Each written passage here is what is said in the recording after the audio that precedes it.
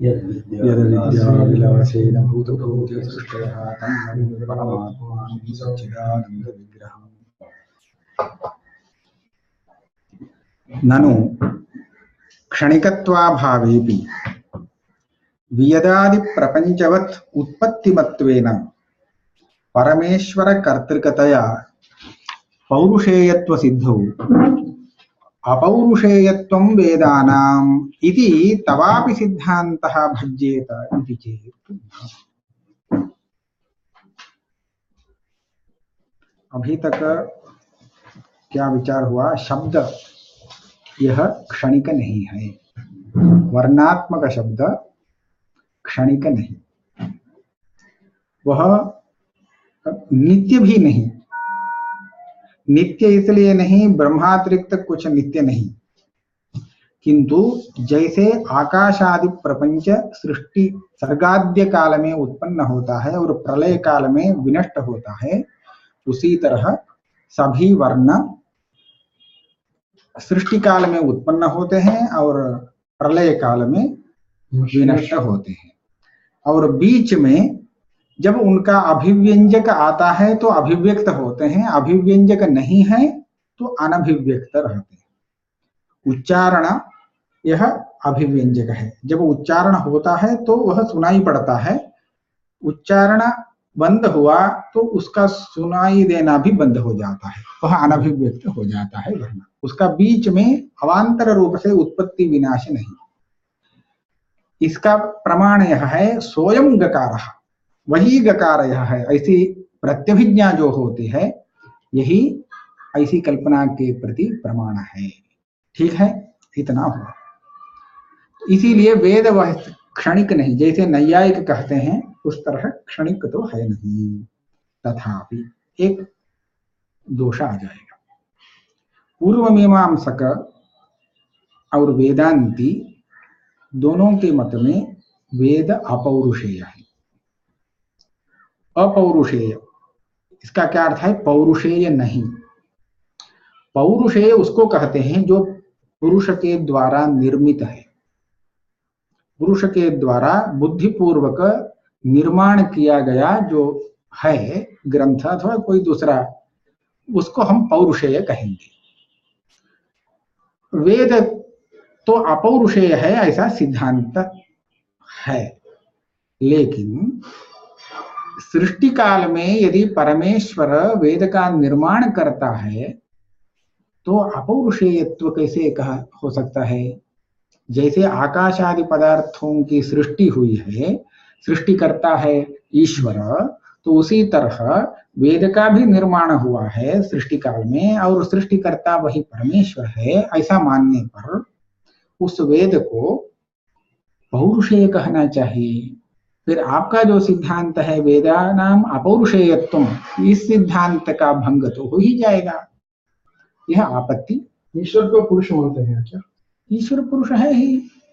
पुरुष स्त्री, पुरुष शब्द का अर्थ पुरुष स्त्री ऐसा नहीं, कोई हाँ एक व्यक्ति। अब स्त्री के द्वारा निर्मित जो ग्रंथ है वो भी पौरुषेय ग्रंथ ही है। इस प्रकार पुरुष स्त्री की बात नहीं, तो किसी भी एक चेतन के द्वारा निर्माण किया गया है तो वह पौरुषेय हो जाता है। फिर सहस्र शीर्षा पुरुषः, ईश्वर पुरुष है। हाँ, तो यह प्रश्न प्रायः पुरुष की यत्न से उत्पत्ति होता है तथा मनुष्यों के प्रयत्न से उसी भी वयम पौरुषेय कहते हैं। नहीं, यहाँ ऐसा नहीं। ईश्वर यदि करता है तो भी हम पौरुषेय ही है। इसीलिए अपौरुषेयत्व, यहाँ पौरुषेयत्व का स्वरूप निरूपण आगे करेंगे, उसी के लिए यह प्रश्न उठा रहे हैं। ननु क्षणिकत्वाभावेपि, आपने अभी तक जो विवरण दिया उसके अनुसार इतना तो सिद्ध हो गया, वर्ण क्षणिक नहीं है और वेद भी क्षणिक नहीं है। ठीक है। तथापि वेदादि प्रपंचवत उत्पत्तिमत्वेन, जैसे आकाशादि प्रपंच उत्पत्तिमान है, सर्गादि काल में उसकी उत्पत्ति होती है, तो उसी तरह वेद भी सृष्टि काल में उत्पन्न होते हैं, ऐसा कहना पड़ेगा। तब क्या हो जाएगा, परमेश्वर कर्तृकतया, वेद परमेश्वर कर्तृक है, परमेश्वर के द्वारा विरचित है। तब क्या हो जाएगा, पौरुषेयत्व सिद्धौ, इसी आधार पर नैयायिक वेद को पौरुषेय मानता है। ईश्वर कर्तृक होने से वेद को पौरुषेय मानता है।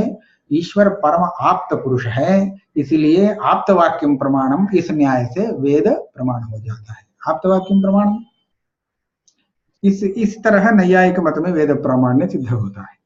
लेकिन यहाँ वह सिद्धांत विरुद्ध है। अपौरुषेयत्वं वेदानाम इति तवापि सिद्धांतो भज्येत, तव मने वेदांतिना, आप वेदांती वेदों को अपौरुषेय मान रहे हैं और ईश्वर कर्तृक मान लेने पर उस सिद्धांत का भंग हो जाएगा। इति चेत न, वेदांती अब उत्तर देता है, नहीं तावत् पुरुषेण उच्चार्यमाणत्वं पौरुषेयत्वं। देखिए, अपौरुषेयत्व का निरूपण करने के पूर्व पौरुषेयत्व का स्वरूप समझ लेना आवश्यक है। पौरुषेयत्व माने आप क्या समझ रहे हैं, किसी पुरुष के द्वारा उच्चारण किया जाने वाला, वही पौरुषेय है। यदि ऐसा मानते हैं पुरुष उच्चारण कर देता है तो वो पौरुषेय हो जाता है तब क्या हो जाएगा, गुरुमतेपि अध्यापक परंपरया पौरुषेयत्वापत्ते सभी लोग वेद का उच्चारण कर रहे हैं परंपरया, गुरु उच्चारण करते हैं, उनके गुरु उनके गुरु उनके गुरु, परंपरया सब उच्चारण करते ही हैं, तो पौरुषेय हो जाएगा वेद। तो उच्चारण करने मात्र से वह पौरुषेयत्व नहीं हो कहना चाहिए।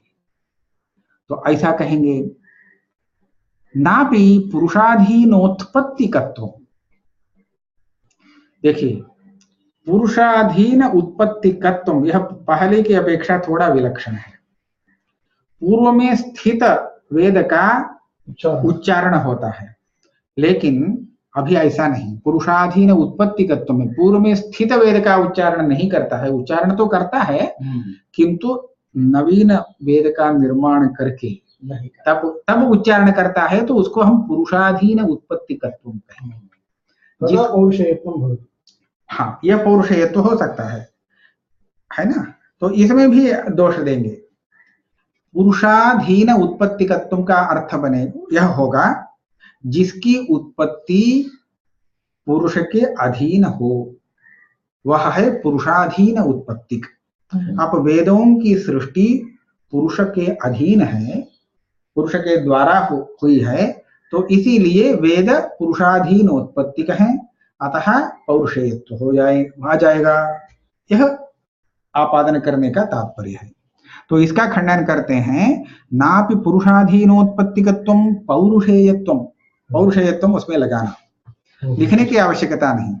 पुरुषाधीन उच्चारण कर देने मात्र से वह पौरुषेय होता नहीं, ऐसा जैसे कहे थे।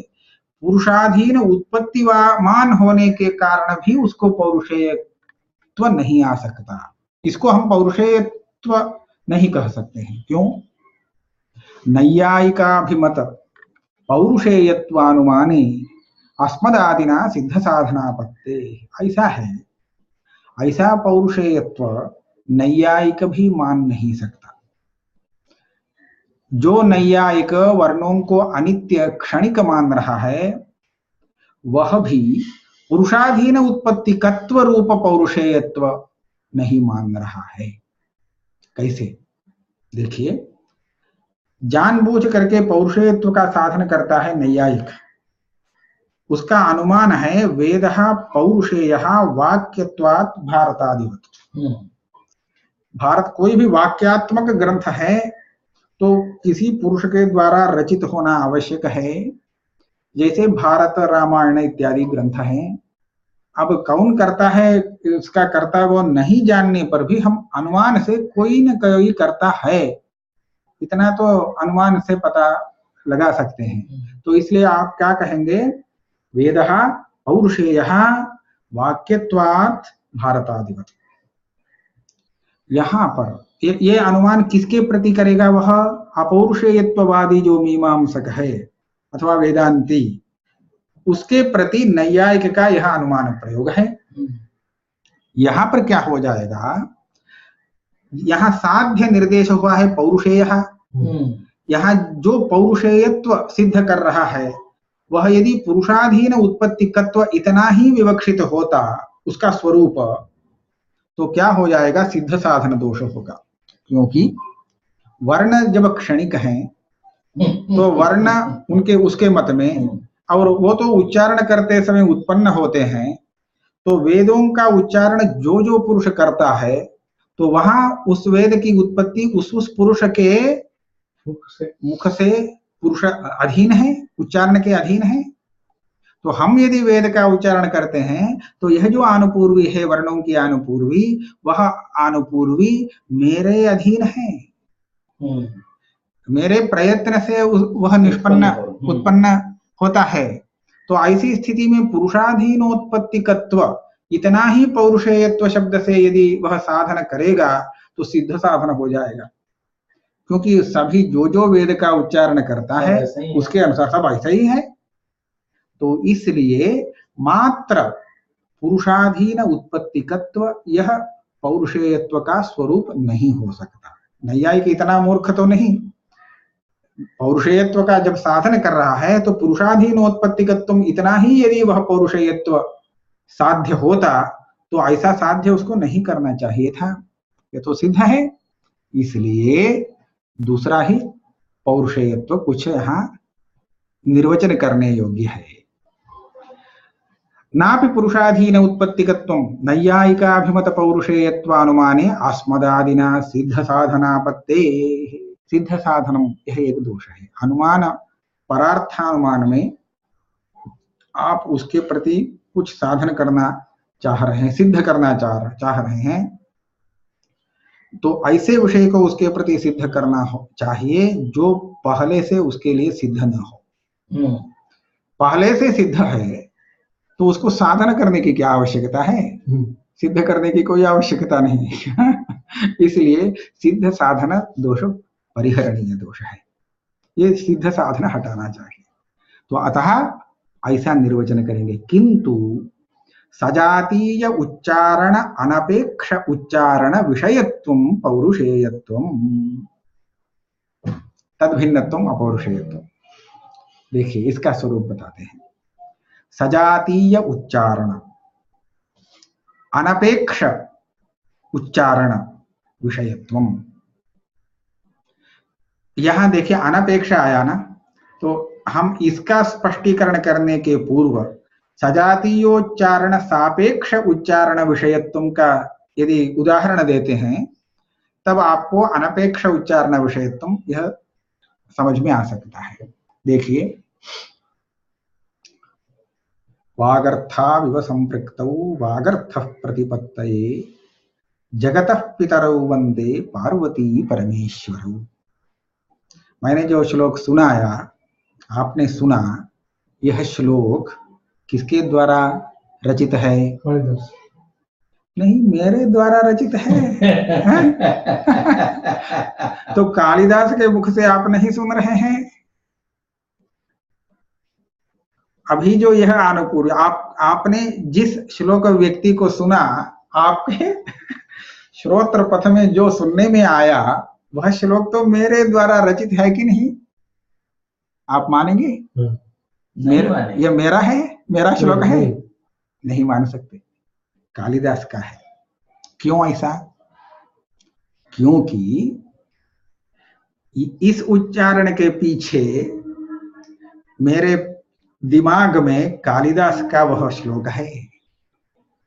पहले हमने कालिदास का वह श्लोक पढ़ा, उस आनुपूर्वी को, परंपरा से बहुत दूरी पर, दूर की परंपरा है, तो उस आनुपूर्वी को अपने दिमाग में बैठाया, फिर आपको सुनाया। सुनाते समय आप जिस श्लोक को सुन रहे हैं वो तो मेरे द्वारा उच्चरित है, उत्पादित है, तभी आप सुन रहे हैं।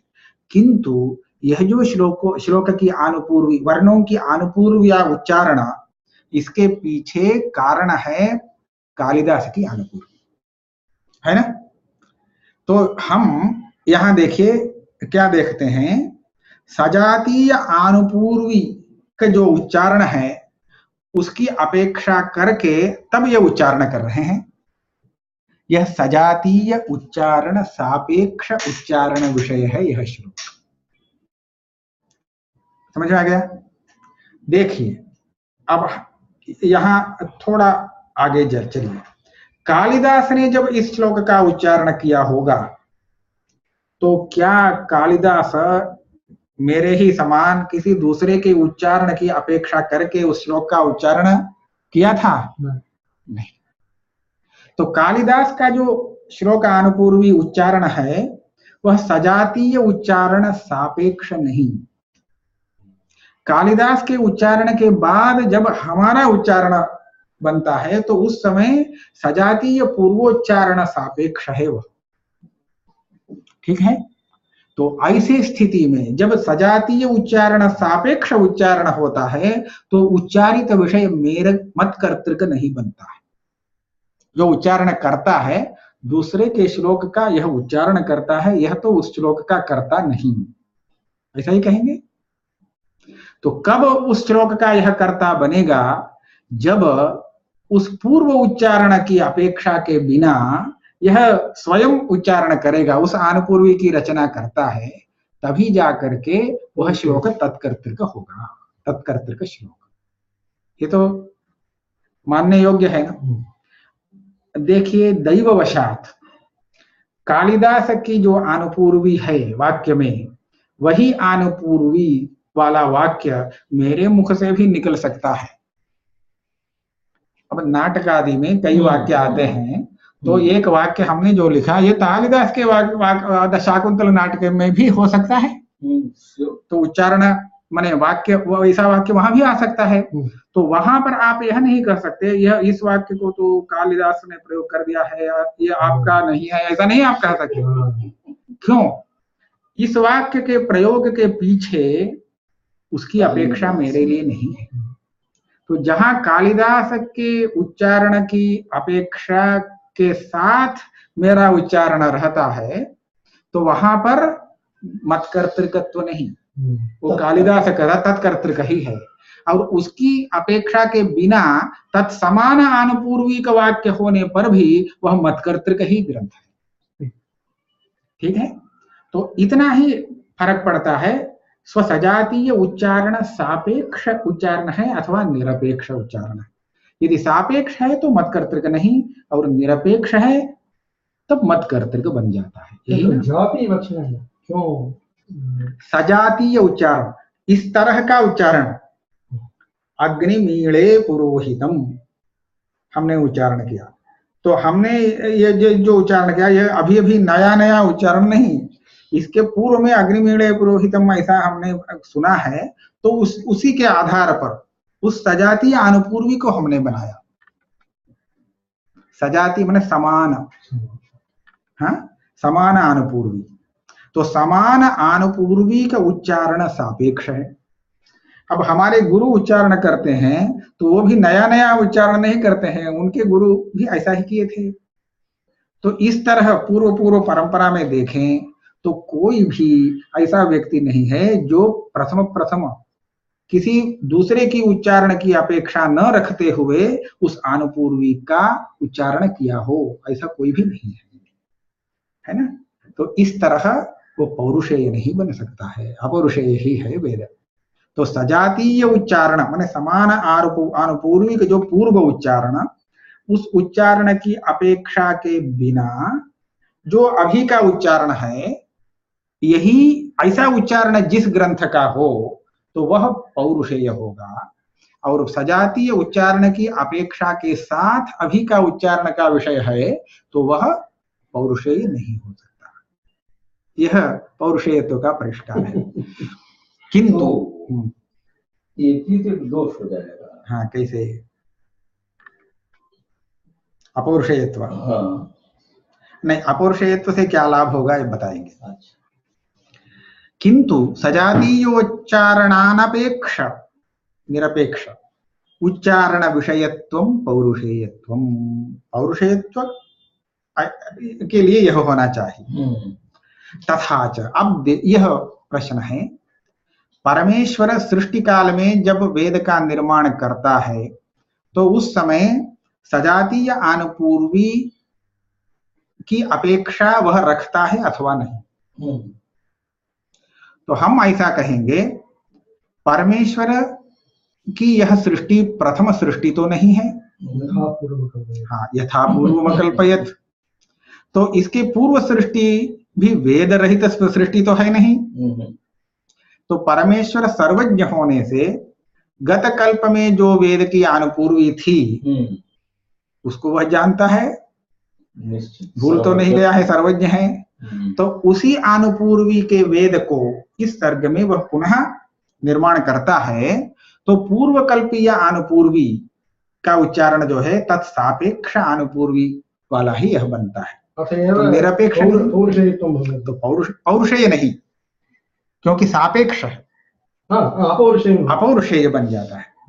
वह यदि पूर्व कल्प में अग्निर्हिमस्य भेषजम है तो हम इस कल्प में वह्निर्हिमस्य भेषजम ऐसा करेंगे, ऐसा जानबूझ के करेगा तब पौरुषेय होगा, क्योंकि यह अनुपूर्वी पूर्व में नहीं थी तो उसकी अपेक्षा नहीं कर सकते हैं। ये तो अनुपूर्वी इसकी नई अनुपूर्वी है, वर्णानुपूर्वी, किंतु वह जानता है, इसलिए पूर्व कल्प में जिस अनुपूर्वी में वेद था उसी अनुपूर्वी में उसको फिर से प्रकट करता है। तो इसलिए वह उसके द्वारा रचित ऐसा नहीं कर सकते। यद्यपि वह करता है, वह यदि प्रकट नहीं करता तो किसी को भी नहीं वेद का लाभ नहीं हो सकता है था, किंतु अनुपूर्वी में कोई भेद नहीं है। अतः पूर्व अनुपूर्वी सापेक्ष अनुपूर्वीक होने से वेद अपौरुषेय ही बनता है।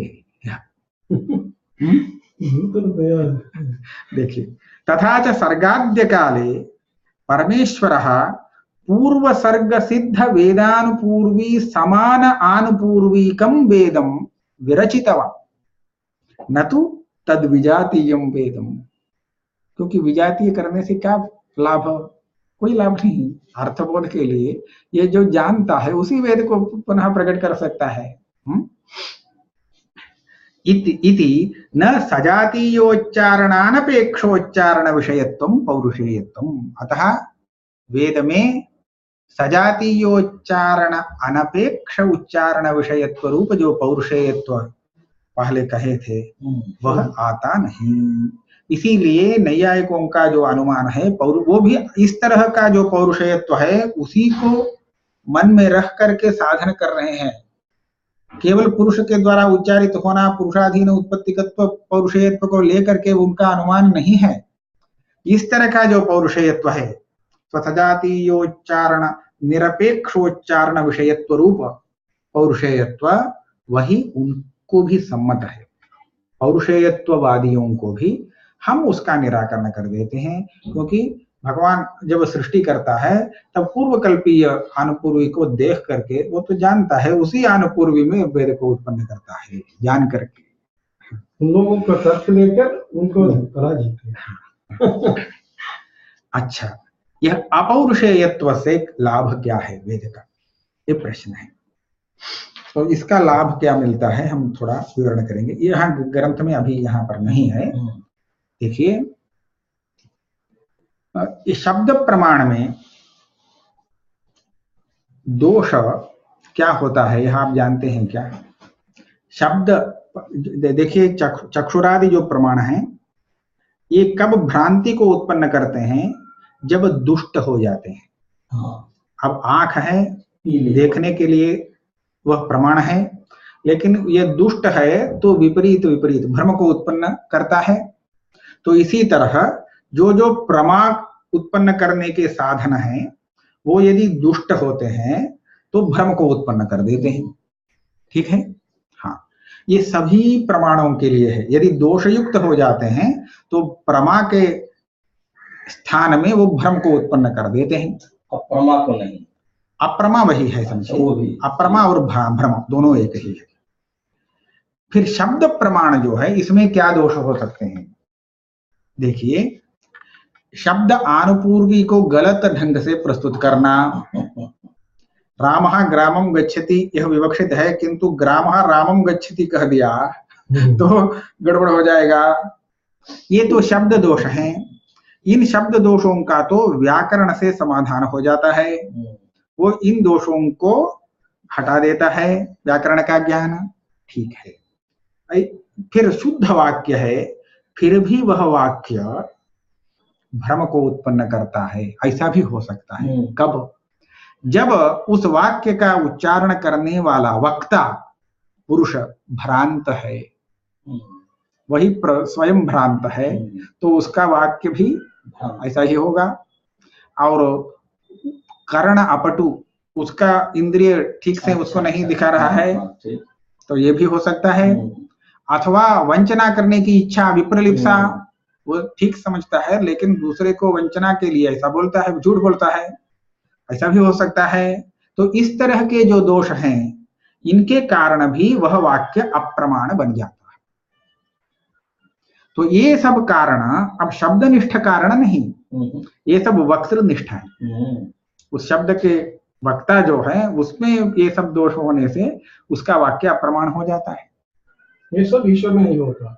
हाँ, देखिए, अब यदि हम वेद को पौरुषेय मानेंगे, ईश्वर को अभी हटा दीजिए, कोई किसी पुरुष ने वेद का निर्माण किया, तो यदि वह पुरुष वेद का निर्माण करता है तो वेद प्रतिपाद्य अर्थ का वह पहले से ज्ञान रखता है कहना पड़ेगा, क्योंकि अर्थम बुद्ध्वा शब्द रचना, प्रतिपाद्य विषय का ज्ञान नहीं है तो उस विषय में वह वाक्य की रचना कैसे कर सकता है? तो इसलिए कहना पड़ेगा वेद प्रतिपाद्य विषय को उस वेदकर्ता पुरुष ने उसके पहले से जान लिया है। फिर प्रश्न आएगा, वह कैसे जाना, किस प्रमाण से उसने इस विषय को जाना? याग करने से स्वर्ग होगा, ये तो प्रत्यक्षादि प्रमाण से जानने योग्य विषय नहीं है। तो इस अर्थ का ज्ञान उसे किस प्रमाण से हुआ? यदि कुछ प्रमाण नहीं मिलता तो अंततः हमको कहना पड़ेगा भ्रम, प्रमाद, विप्रलिप्सा इत्यादि कारण से वह ऐसा कह रहा है। देखिए, उदाहरण प्रस्तुत करते हैं। स्वर्ग कामो यजेत, यह वेद का वाक्य है। हाँ, हम एक वाक्य बोल रहे हैं, उसका प्रामाण्य क्यों नहीं है यह आप बताइए। स्वर्ग कामः सिकताः भक्षयेत्, इस वाक्य का अर्थ है यदि आप स्वर्ग चाहते हैं तो बालू है ना, उसको खाइए। नया विषय है, ये आप नहीं जानते हैं। बालू खाने से स्वर्ग प्राप्त होता है, ये तो बात पता नहीं है, ये नया विषय बताया है। तो इसका प्रामाण्य है कि नहीं? अब यदि नहीं है। निष्ठ हो हाँ। तो मणि जी प्रामाणिक हैं।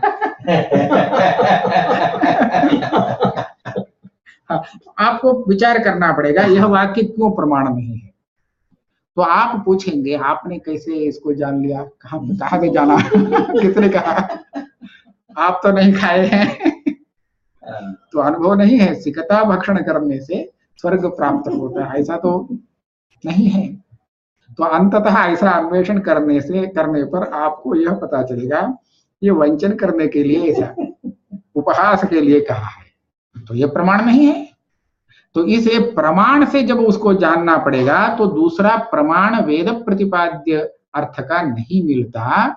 इसलिए वेद प्रमाण से, प्रमाण पुरस्सर पूर्वक अर्थ ज्ञान के द्वारा रचित ग्रंथ नहीं हो सकते।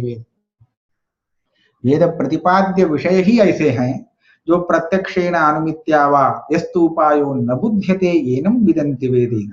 तो ऐसे विषय में जहां प्रमाणांतर की प्रवृत्ति होती ही नहीं, प्रमाणांतर से जिस विषय को जान ही नहीं सकते, तो ऐसे विषय पर वाक्य की रचना कैसे संभव है?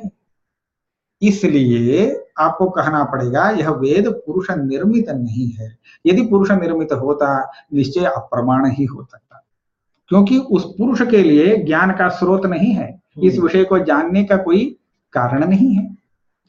यदि अपौरुषेय मान लेते हैं तो पुरुष के संबंध से जो भ्रम प्रमाद इत्यादि दोष अप्रामाण्यापादक दोष आते थे वो सब स्वयं हट गए। इसलिए ईश्वर कर्तृक होने भी नहीं हम मानते। ईश्वर कर्तृक माने ईश्वर ने अपने ज्ञान से ये सब देख करके फिर इस वेद को रचा, ऐसा नहीं कह सकते, कहते हैं। क्योंकि तब ईश्वर ने कैसे जाना, यह प्रश्न वहां भी उठेगा। तो इसलिए हम ऐसा रुकिए, ईश्वर तो गत कल्पीय वेद को जानता है, इसीलिए वेद से ही उस अर्थ को जान करके पुनः वेद को ही पुनः पढ़ा दिया उसने। वो भी एक प्रकार का पुरुष हुआ। हाँ, तो इस तरह करने पर तो अपौरुषेयत्व का भंग नहीं होता।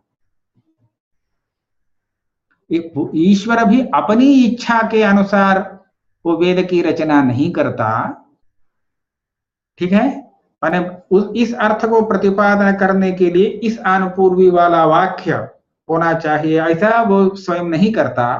पहले कल्प में जैसा था वैसा ही रख दिया, उसको स्मरण था इसलिए पूरा वेद को स्मरण करके पढ़ा दिया ब्रह्मा को,